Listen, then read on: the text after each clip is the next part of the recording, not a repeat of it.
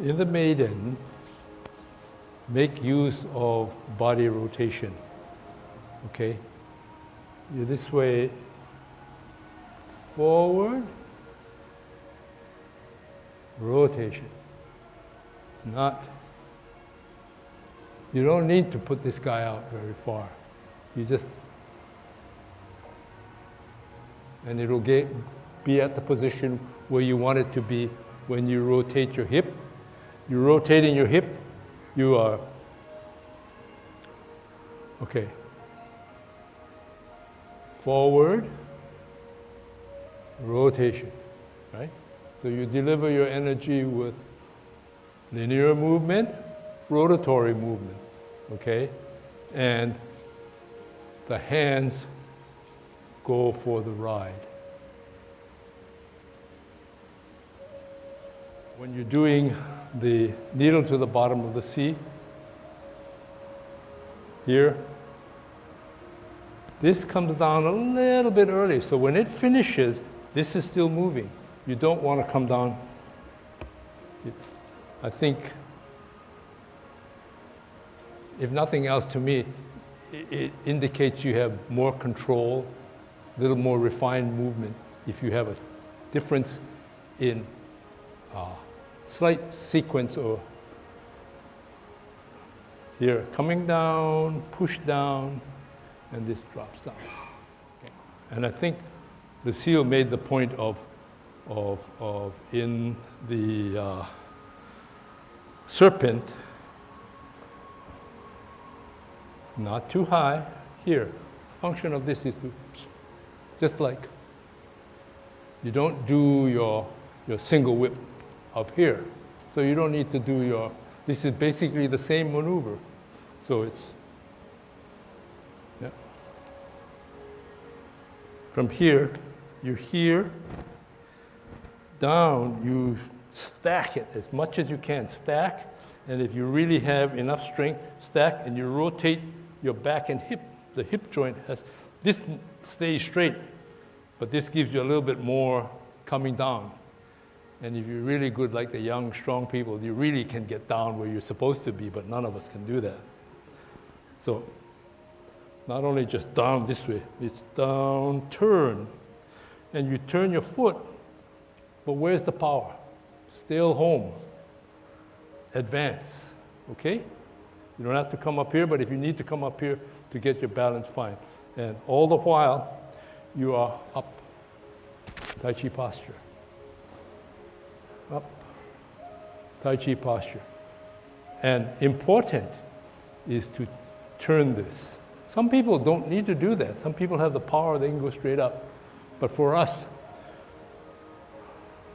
straight, this, it almost tells you, whoop. Your body is almost telling you.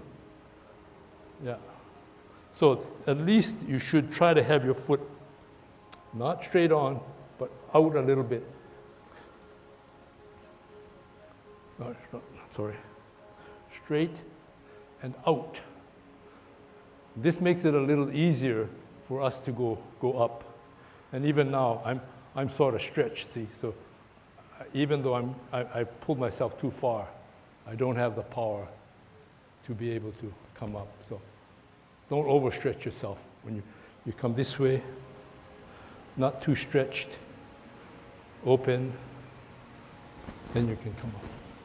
Okay? So cloud hands is sort of an elegant movement. It's the quintessential Tai Chi movement.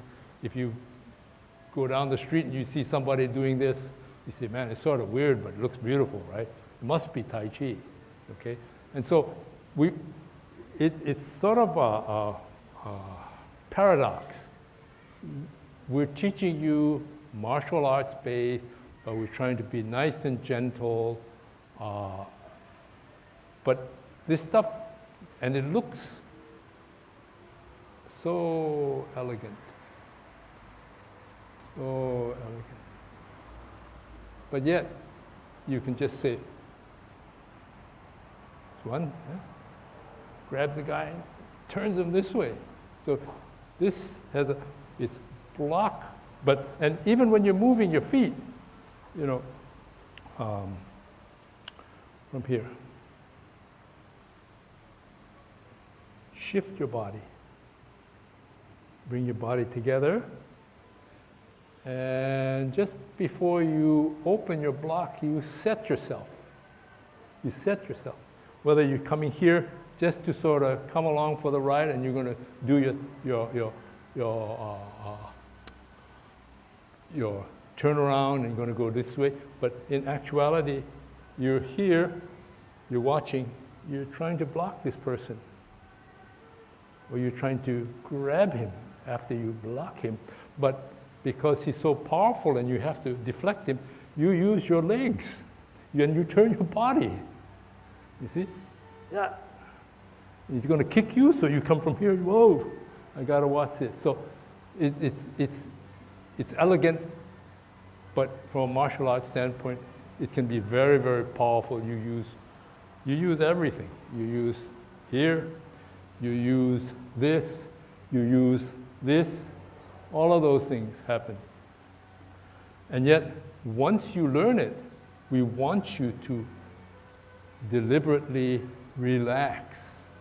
That's the other benefit, health-wise, mentally, for your Tai Chi. It allows you to just float along. Float along. And they tell you, if you read up in Tai Chi, depending on the dialect, they refer to it as song. Or in the Cantonese, it's sung. Relax. You have to relax. Okay, and that's what we would like to get to you. The only reason why I explain the martial arts is just to say derivation, and there is a rationale behind why you move in a particular way. I want to introduce something also which just in my recent readings, although you hear it dabbling here and there, but there's a man named Ching Man Ching who was a disciple of Yang Cheng Fu. But he would state, or stated to his students apparently, there are 3 treasures in Tai Chi. And this is just one aspect of it. But this has to do with how to have and maintain proper posture. And the first is this thing called the bubbling well. And for a while I said, what's the bubbling well? And then it has to do with footing. And they locate the, quote, bubbling well or bubbling spring as the point between the ball of your foot and the side of your foot near the front, but just in the back, sort of like in the hollow of your foot. And this is where you, when you come down, whatever posture, you're down like this, and you're sitting down, you're planting your feet, you're rooting your feet. These are the bubbling spring is the point at which you're trying to root.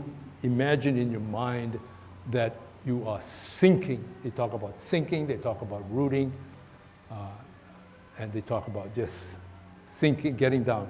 But you're trying to get your foot as firmly on the ground. So you do that. And the second treasure is the dantian here. So you align that one here with the foot there. And then the third is the imagery of your head is suspended. So it's very, very light. And if you can practice that, it's a very interesting phenomenon. I've been trying to practice that. It's almost like taking an inventory. The minute I shift this way, I'm thinking here, here, here. The minute I shift to this way, here, here, here. Where am I? When I turn, I'm even doing that. I'm thinking, where's my foot? Is it lined up with my dantian? Is it lined up with the string in my head?